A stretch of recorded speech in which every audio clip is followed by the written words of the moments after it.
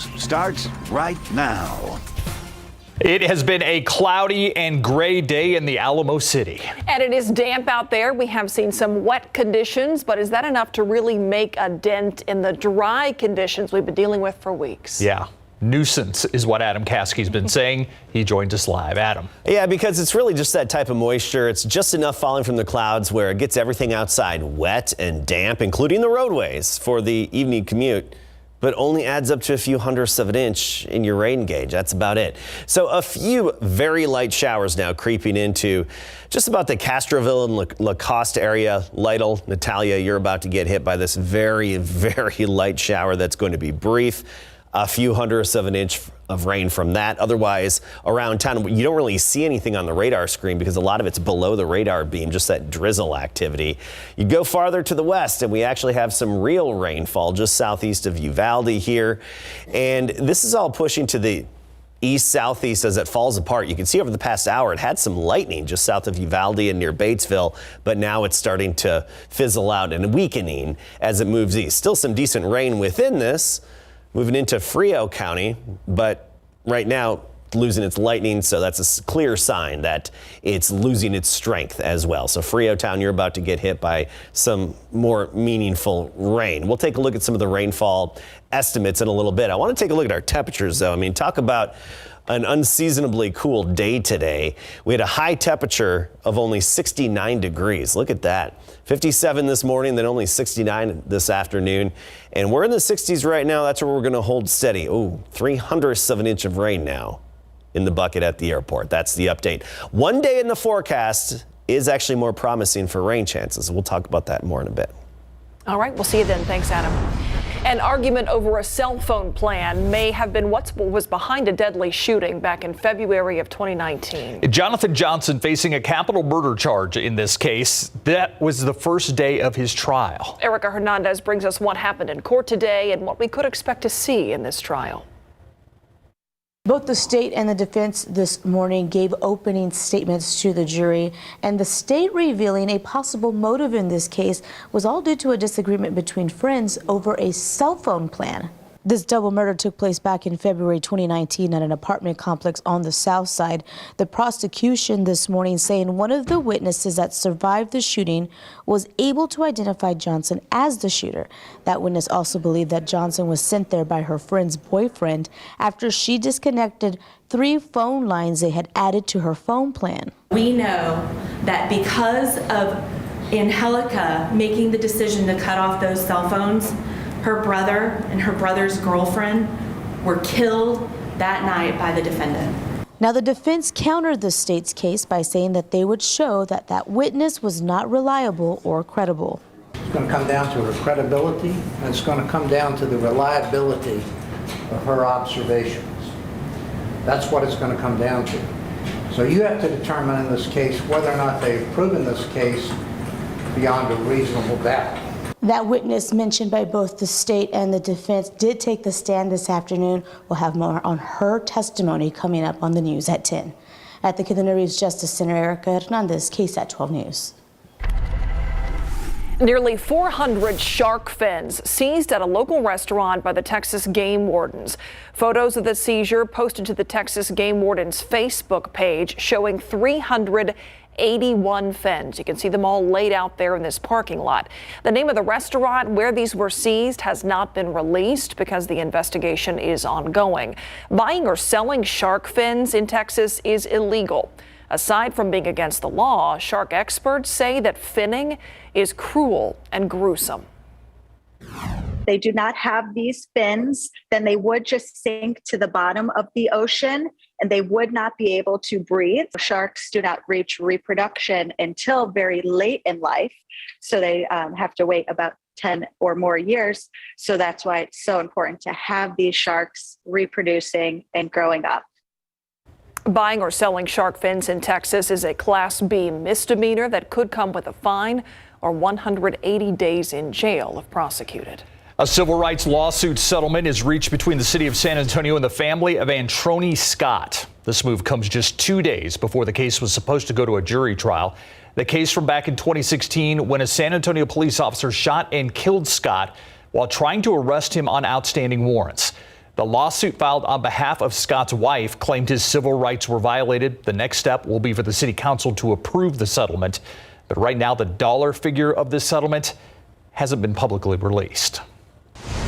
A man arrested after being accused of possessing child pornography and drugging a minor. 42-year-old Dustin McCall is charged with 4 counts of possession and 1 count of delivery of a controlled substance to a minor.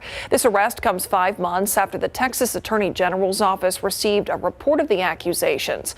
The caller claimed to have connected with McCall on an app called MocoSpace back in October. When they met up, McCall allegedly showed that person images of child porn. McCall also allegedly told the same person that he met with 2 minors at an H-E-B and injected one of the girls with a drug to make her more compliant. Those details spelled out in the arrest affidavit. His bond is now set at $180,000. A woman in the hospital suffering from a broken leg after she was hit by a vehicle. The incident happened just after 10 p.m. last night on Alamo Downs Parkway, not far from Calabar Road and Oak Hill Road on the northwest side. San Antonio police said the woman walking in the street when she was hit, she was taken to University Hospital.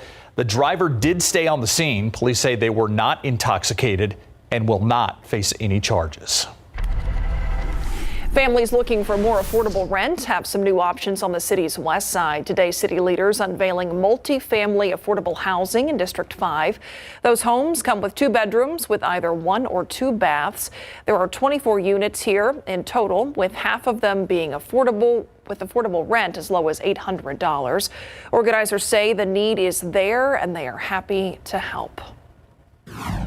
Affordability is important in any community, but in San Antonio and with COVID all over the place, it is so critical to be able to have affordable housing because their rents have gone up. More and more people are qualifying because of costs. These affordable housing units are part of the 2017 to 2022 Neighborhood Improvement Bond Program.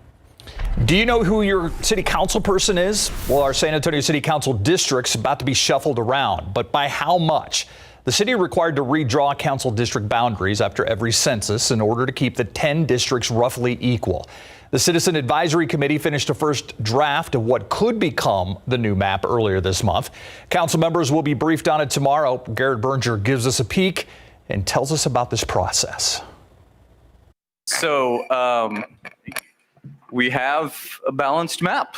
After meeting since January, the Redistricting Advisory Committee has a proposal to more or less equalize what's become an uneven district map due to a decade of growth. We're trying to reach that legal requirement and be as least disruptive as we can, as I said, to boundaries, to neighborhoods. This first draft would shift the boundaries of every council district except District 3 on the south and southeast side. The red outlines are where the boundaries are now. District 8 on the northwest side would lose the most people, dropping more than 20,000 residents. Meanwhile, District 5 on the west side would grow by nearly the same amount. People that are going to change from one district to another, they're very passionate about keeping the status quo, but in this exercise, that's the one option that doesn't work, is maintaining the status quo. The council-appointed advisory committee, which had a series of public meetings to draft this map, is not a required part of the process and was not part of drawing up the current map a decade ago. We thought that given the fact that we have all the council members now running for election at the same time, it would be good to have an advisory committee so that a lot of the political pressures would be mitigated. Depending on council and public reaction, this draft map may not be the last one. I would say the most I would expect would be 2 or 3 after this one. Though the city attorney said they hope council will approve a final map in June. Garrett Berger, KSAT 12 News. It will be a first, the KSAT Pigskin Classic. The big announcement made this morning on KSAT.com and the KSAT app. It's a huge Texas high school football event coming to the Alamo Dome. RJ Marquez tells us what it's all about and how this full day of football will also benefit the community off the field. It was a who's who of high school coaches and athletic directors as we announced the first ever KSAT Pigskin Classic, a triple header that will be held here at the Alamo Dome on August 27th. The action will kick off at 11:30 with the Smithson Valley Rangers taking on the Reagan Rattlers, and then the middle game, which is a great one, the Judson Rockets taking on the Johnson Jaguars, and then the nightcap, the Steel Knights taking on the Brennan Bears. One of the coaches taking part in this event, a brand new coach at Johnson, T.P. Miller. He just took over the program, and he talked about what this event means not only for his school but the community as well. Our program's based off characteristics and building from the student athlete from the inside out, and what they do in the future, that's what really matters. And this will benefit people off the field as well. We announced earlier this morning that $48,000 in academic and fine arts scholarships will be provided to students from participating schools. There will also be a donation to Gridiron Heroes. That is a local nonprofit organization that helps kids with spinal injuries. Looking forward to an annual game that will benefit Gridiron Heroes in a sense, and that we can be able to make some big changes for some of our families. And while there is action on the field, there's also going to be a lot of action off of it as well. We're going to have a barbecue cook-off out at HEB Plaza. That's going to be hosted by Texas Eats host David Elder, and there will also be KSAT Insider opportunities. It's going to be an action-packed day at the Alamo Dome. Mark your calendars for August 27th for the first ever KSAT Pigskin Classic. Reporting from the Alamo Dome, RG Marquez, KSAT 12 News.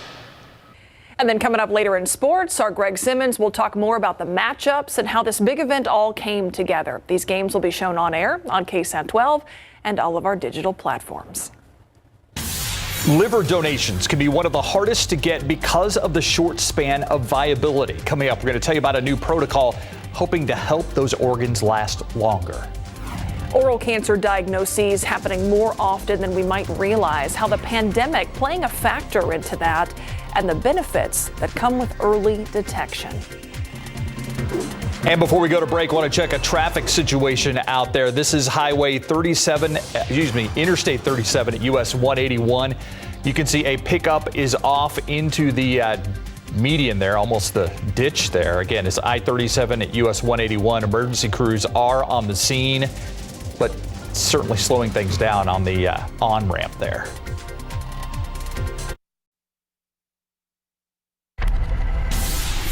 A young mother paralyzed, her family now under pressure, handling a life-altering injury, a lot for anyone. Tonight on the Night Beat, the nonprofit helping families dealing with devastating situations.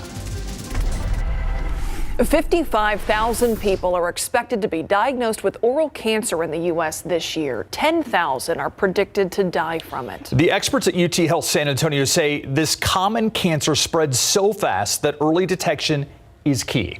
A patient tells Courtney Friedman catching his cancer early absolutely saved his life.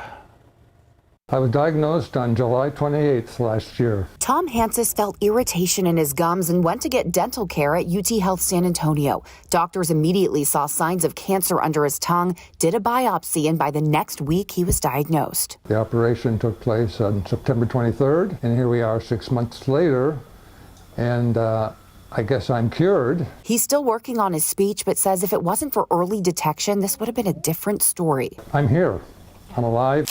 His doctor, Tiffany Tavares with UT Health San Antonio School of Dentistry, says to look for the signs and symptoms. An ulcer or a sore in your mouth that doesn't heal after 2 weeks. If you have a nodule, if you have a growth, swollen lymph nodes that aren't going down, persistent hoarseness, so you're noticing some voice changes. You're at higher risk if you drink alcohol excessively or use any tobacco products, including cigarettes, e-cigarettes, vaping, hookah, or dip. Getting checked out is as easy as going to your regular dentist or primary care doctor, but during the pandemic, many people stopped going to their doctors regularly. There was a time when they were not seeing patients. But things are different now, and he has some advice. Pay attention to that dentist who says come in for a checkup every 6 months, because a lot can happen in 6 months, might save your life. And they're taking awareness outside the clinic this weekend, holding a walk for early detection of oral cancer. It's going to be from 7 a.m. to noon here at the UT Health San Antonio Center for Oral Care. From the Med Center, Courtney Friedman, KSAT 12 News. All right, let's talk about what is going on with the weather today. You step outside and it feels cool, it's damp. But it's not real rain. It's not enough. That's the issue. It feels fall-like, though. It does. Yeah, it feels good. Justin Horn and I were texting earlier. We're like, feels like November, kind of, right? It does. It's going to be brief, though, and we're back into the 80s tomorrow. But this moisture, it's just a nuisance moisture around town. I talked about it earlier. It's just enough to get everything wet and damp. But I just looked at all the rain gauges we have access to across Bexar County, and the highest accumulation, 0.03 of an inch in a few of them. That's it. So really completely insignificant in terms of our drought situation or even boosting the aquifer. But the low clouds kept the sunshine from really beating down on us today and drying out the ground even more, and kept our temperatures down. So there is that. We actually have some real rainfall in parts of Medina County currently. Look at this heavy rain. D'Hanis to Hondo, especially hitting D'Hanis right along Highway 90 at the moment here. That's one nice little downpour with a little bit of lightning currently. So some of this activity is holding together as it moves through Medina County. And by the way, Hondo, this will be right overhead very momentarily. But this activity, unfortunately, continues to fall apart then as it heads toward San Antonio and Bexar County. And one other thunderstorm right now between Uvalde and Sabinal. That's where we have Canepa, basically, right along Highway 90. Another downpour right there. And these are all headed to the east and a bit of a southeasterly direction to them. And that one actually just popped up near Canepa, while the one to the south of it, moving toward Freotown, falling apart right now, moving out of Zavala County. So what about actual rainfall accumulations? These are Doppler radar estimates, and we're going to look at the Doppler radar site in Brackettville because most of the real rain and the appreciable rain was out west, and that's where we actually had some nice streaks of good beneficial rain. Usually the green indicates about a ½ inch of rain. You get into the darker greens and that's about an inch of rain, at least estimated by the Doppler radar. We don't have rain gauges everywhere, so it's nice to have this technology that can at least give you an estimate. I mean, look here near Klein, 1.1 just south of Highway 90, 1.7 to 0.9 south of Uvalde. So that's good, whereas around our neck of the woods, in and around San Antonio and surrounding areas, we can't really say as much. Look at that. It doesn't even show up on the map in terms of radar estimates because it just hasn't been enough. So just that nuisance moisture lingering through this evening and tonight. So dampness, damp roads, things getting damp outside, but not a lot to show for it locally. Temperatures holding steady. By the way, Monday, that's still the day that holds some hope for more promising rain chances. We've bumped it up to 40%. That'd be as a cold front drops in, a better setup to where we could see more numerous showers and storms. 67 right now. Dew point is 66, southeasterly wind at 16. The wind's noticeable and it's going to be elevated the rest of the week and through the weekend. Notice where we haven't had the drizzle and rain, 70s, Cotulla 78, even Eagle Pass 75. Meanwhile, 60s for the vast majority of us. Divine 68, Canyon Lake now 66. And tomorrow morning, in the 60s. We're going to hold steady from where we are now all the way through sunrise. We'll squeeze in some sunshine tomorrow afternoon, and that'll get us back into the 80s. So about 87 Seguin and Rio Medina, Helotes 84, south side of town Stinson about 89 degrees. And all of us are back near 90 Thursday through the weekend. And with those boosted rain chances on Monday, at least more promising rain chances, a little dip in temperatures again. We're expecting about 78 a high temperature by Monday. So a brief little drop then. Dew points are up in the 60s. They're going to stay there. The humidity's here to stay for now. So tomorrow morning, here's a KSAT 12-hour forecast, 65 degrees, a few sprinkles, little bit of dampness early, and then we'll start to see those clouds gradually break up into the afternoon as temperatures get back into the mid-80s. And notice that wind out of the south-southeast at about 10 to 20 miles per hour with some higher gusts. So a bit of a wind tomorrow all the way through the weekend. Monday's the day we're focusing on. Cross your fingers. Okay, we will. Thank you, Adam. All right, so we told you earlier about the big announcement, KSAT, and a trio of great games. The only thing that was missing, Greg didn't dust off the leather helmet and bring it for the news conference today. And I've never done a 12-and-a-half-hour broadcast about anything. Yeah. And so we're really looking forward to this. In fact, there's going to be all day, all night of high school football, bands, pep squads, dance teams. It's all part of the KSAT Pigskin Classic 2022. We got details when we come back. And Watson in, Mayfield out when it comes to the Browns' voluntary workouts coming up.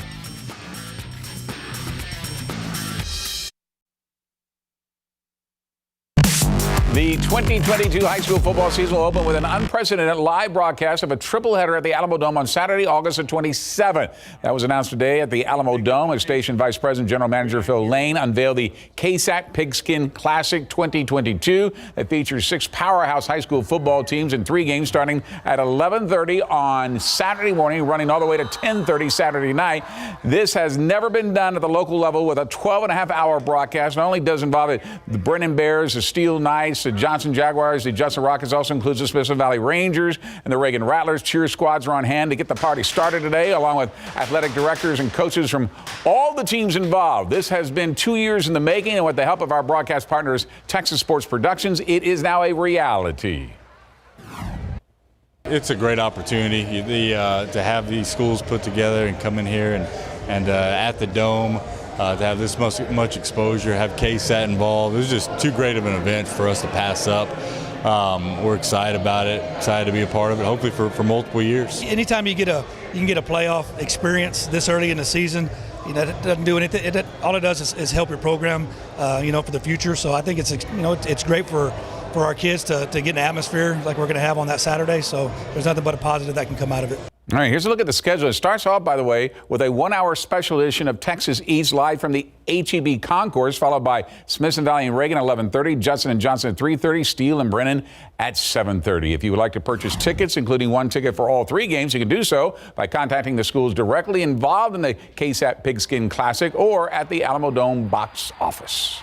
Pro football coverage, powered by Davis Law Firm. Former Houston Texans quarterback Deshaun Watson walked through snow, literally, to report for voluntary offseason workouts with his new team, the Cleveland Browns, while the man he is replacing, Baker Mayfield, is a no-show. The Browns mortgaged the farm to get Watson on their team after he was cleared of any criminal charges, resulting in complaints filed by women who claimed he sexually assaulted them during massages. There are still 22 civil lawsuits to deal with and the results of an NFL investigation. The Browns traded 6 draft picks, including 3 first-round selections in order to land Watson, but their efforts to trade Mayfield have gone so far unanswered. Just days after he met with police in Dallas that led to the arrest of 2 suspects in a murder last month, cornerback Kelvin Joseph reported the Cowboys' voluntary workouts at the Star, shocking for some who didn't understand why the second-year player was still employed by the Cowboys after his own lawyer admitted he was in the SUV where the shots were fired, killing Cameron Ray back in March, even though his attorney said he had no idea that was going to happen, although there was an earlier confrontation. It can't come soon enough. The first ever meeting between San Antonio FC and Austin FC in the 3rd round of the U.S. Open Cup tomorrow at 8 at Toyota Field. This is a United Soccer League team against an MLS team, an MLS franchise local fans believe should have been awarded to San Antonio. We're excited that we're going to play here at home, but we come in and we're going to do our thing, We're preparing the best way we can prepare to go and compete, but we know there's going to be a lot of people, and we know it's going to be a good atmosphere, and we're going to enjoy it. A lot of people, because let's face it, Austin is not that far away, and when you have a big match like this with something on the line like that, and it's the first ever meeting between these 2 teams, should be packed house. Yeah, I would think a big crowd there. Mm-hmm. Yeah. Thanks, Greg. We'll be right back.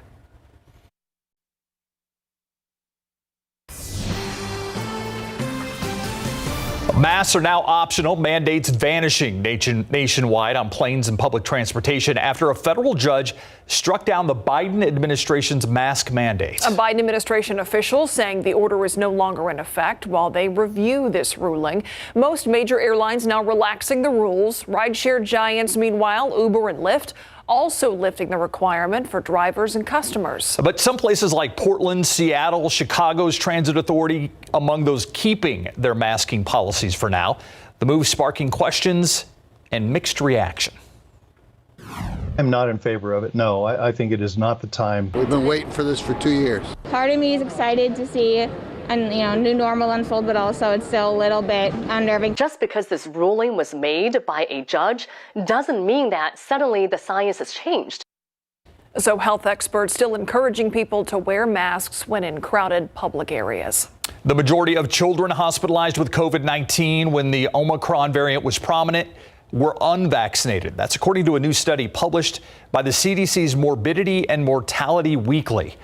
The study identified nearly 400 children who were hospitalized between December 19th, 2021 and February 28th, 2022, and found that 87% of them were unvaccinated. The children between 5 to 11 years old, 19% admitted to an intensive care unit. Of the children hospitalized, 30% had no underlying conditions. Moderna says its first bivalent COVID-19 booster shot is showing some promise.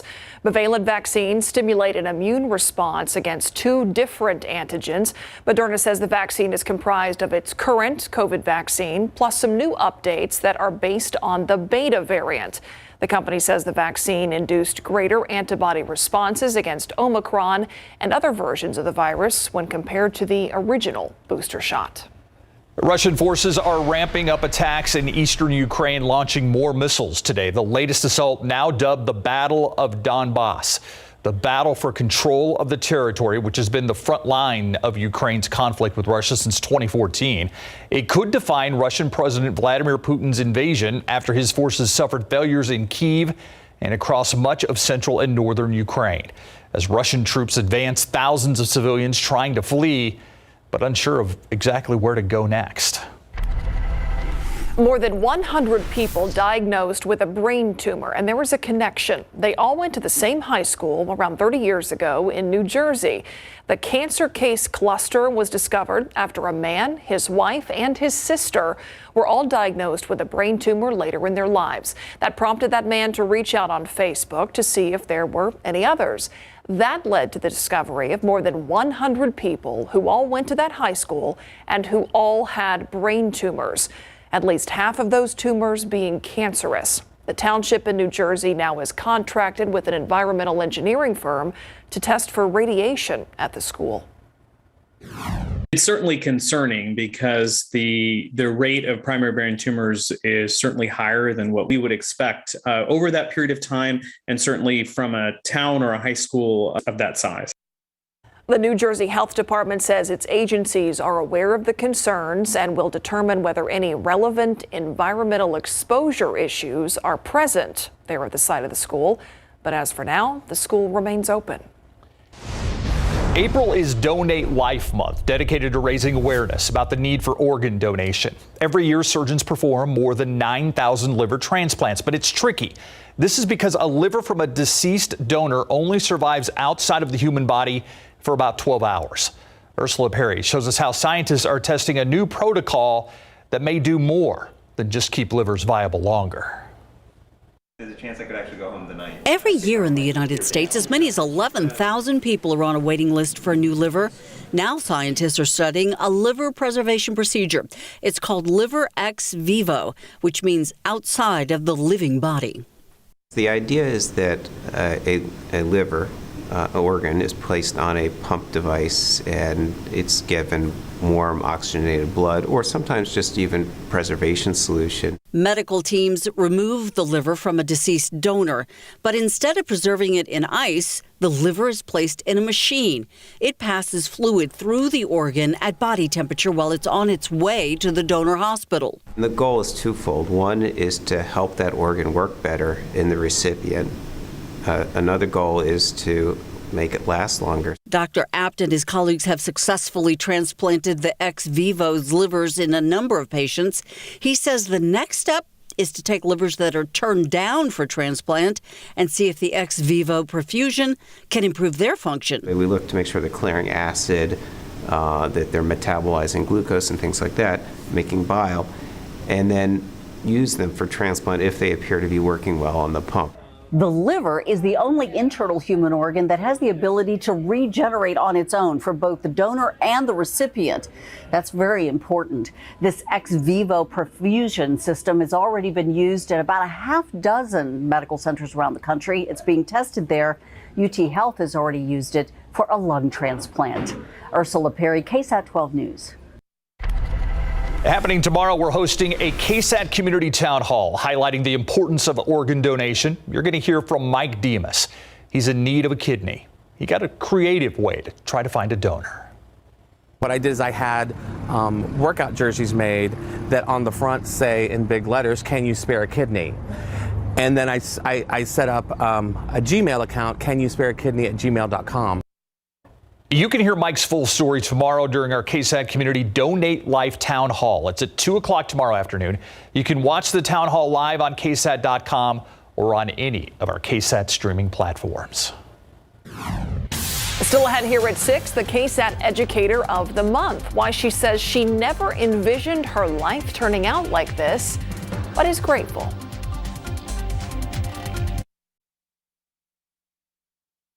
Educator of the Month, brought to you by First Mark Credit Union.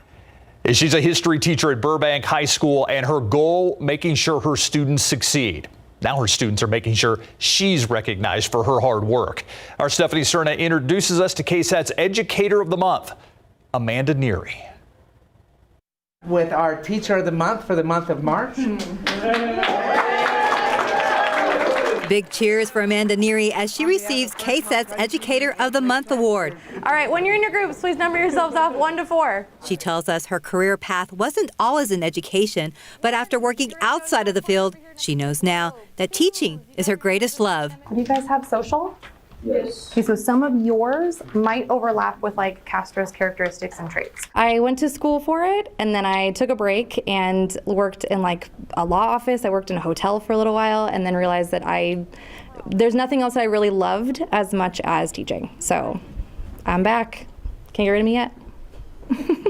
The economic ones are going to be a little harder to find. So do your best. Amanda Neary is a history teacher at Burbank High School. The course is part of the San Antonio Independent School District's International Baccalaureate program. These kids have worked harder than probably most students in this same program have in the past. Last year was really hard. They weren't in here. They were virtual, and they've had to learn kind of everything from last year and then also this year. So I'm very proud of them. While Amanda says she is honored to be recognized this way, she says it's her students that keep her wanting to do her best. I think that teachers are good teachers when they're here for the kids and for no other reason. Hold it up a little bit higher. There we go. I'm here. I work hard for them because I want them to succeed. They've got a test in 3 weeks. I keep telling them, but I think that's what's really important. Stephanie Cerna, KSAT 12 News. Congrats to Miss Neary. Absolutely. All right, live cam outside. We can see something. The wipers worked. Remember at 5 o'clock, we just had, big raindrops on there. So, they're doing something. Something's happening. I mean, I guess this is better than nothing, but like barely. Barely. Better than nothing. Barely. And like I said before, at least the low clouds throughout the day prevented the sun from drying out the ground even more and making it more cracked. There's actually one real shower that's headed toward the airport at the moment that we were looking at the camera near the airport, and look at this. 281, 410, San Antonio International. Boom, an actual real shower. All right. Moving in. So Churchill High School to Castle Hills, over almost to Alamo Heights, not quite, but it's moving over the airport. So that will give us a better official reading for the day at our official climate site, the airport. And I believe the rain gauge is right about there on the eastern side of the airport. So we'll take a look at the rest of the radar screen, who's seen the showers, and a more promising day for rain coming up.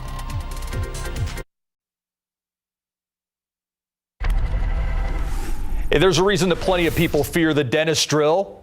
This story might give you one more reason. A dental patient ended up as a medical patient in Wisconsin after he accidentally inhaled a 1-inch drill bit during a dental procedure. The man says he remembers coughing. Doctors say that cough may have been what sent the metal object so deep into his lungs. Oh, yikes. The doctor could not reach it with a normal scope, so instead he used a catheter that's normally used for lung cancer detection.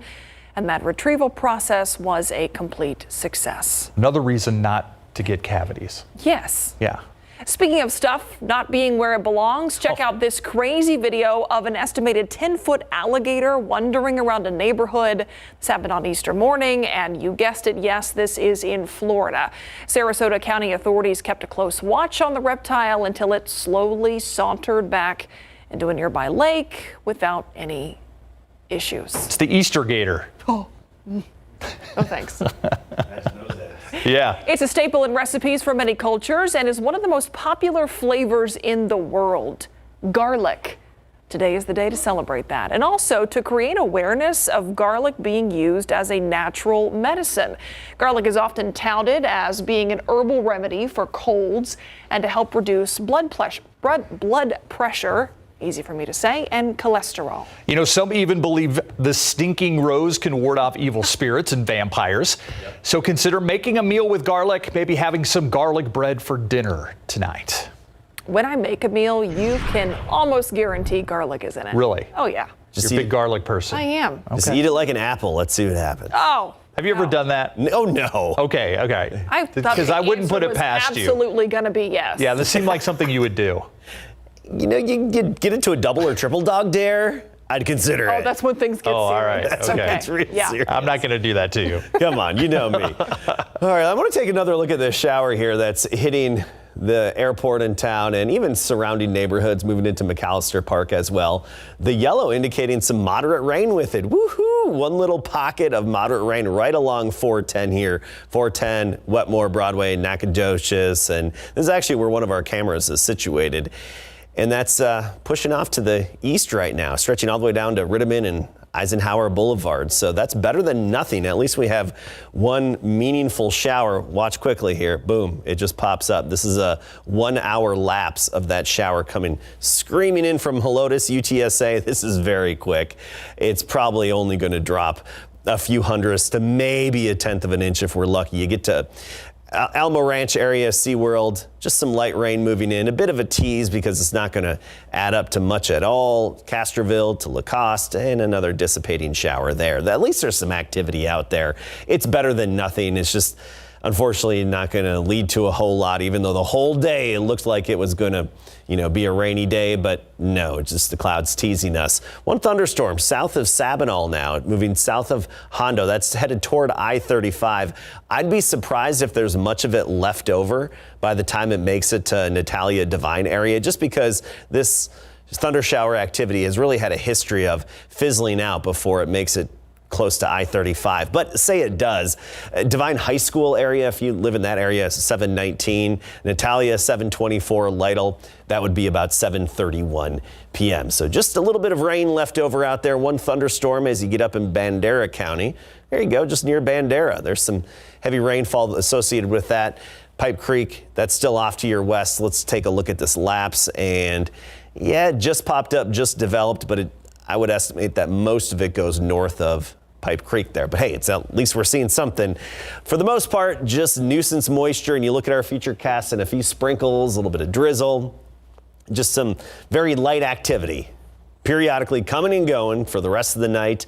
And first thing tomorrow morning, low clouds, a little bit of dampness. And by tomorrow afternoon, then we'll have some sunshine. Next Monday. That's the day that still stands out as our most promising day for rain. I mean, it's a 40% chance. So a little more widespread, more numerous showers and storms than what we've been seeing lately. And the off chance of some severe weather. And it does look like right now that would be the first half of the day. The humidity is back. We feel it out there. It's a southeasterly wind coming off the Gulf of Mexico.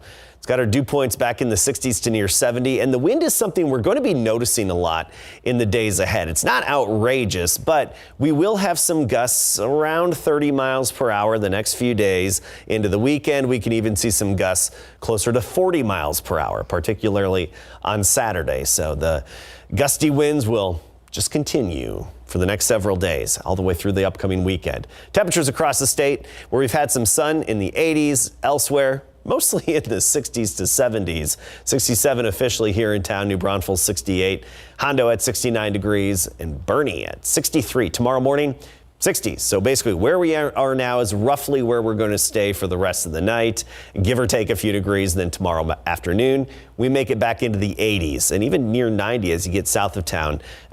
Floresville, Pleasanton, closer to 90. So 65 in the morning, mid to upper 80s by the afternoon, squeezing in some late day sunshine, a bit breezy and windy out there. Back to near 90 Thursday through the weekend and Monday. Cross your fingers, that's the day we're focusing on, and we'll keep fine-tuning the forecast. The system that would bring the cold front to us is still in Alaska. So there's a long way to go and a lot to look at between now and then. Fingers are crossed, though. Yes, thank you, Adam. In case you missed it, coming up next.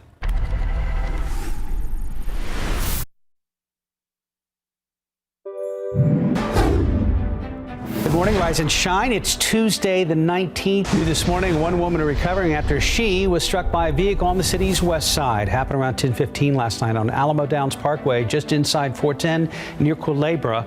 Police say she was walking in the street when she was struck by someone in a sedan. San Antonio police confirm they are investigating a possible sexual assault on the campus of a Northside charter school. Investigators tell KSAT 12 the incident happened April 12th at Brooks Collegiate Academy in the 4800 block of Vance Jackson. An employee subcontracted to work in the school's kitchen, accused of having sex with a minor student. With the news of the federal mask mandate being lifted for mass transit, including via locally, we wanted to hear from the people it impacts most, you. So we went out and asked people who use public transit daily what they think. It's a good feeling for them to actually lift the mandate. But it makes you leery as well, too, because people who aren't vaccinated, it kind of puts them in a different pool next to people who are vaccinated. But sometimes you want that precautionary measure to stay there as well. I'm tired of wearing a mask. It's just been too long. KSAT's Greg Simmons, Larry Ramirez also out here, including our general manager, Phil Lane. It's going to be a lot of fun. So this is going to be a full day of fun and action here at the Dome, starting at 11 a.m. So we're going to have a pregame show to start things off, and then kickoff for the first game will be between Smithson Valley taking on the Reagan Rattlers, and then the middle game is going to be a big one here, Judson taking on Johnson, and then we have the final, the nightcap. It's going to be Steele taking on Brennan, who, in my prediction, is going to be the #1 team in the city headed into next season.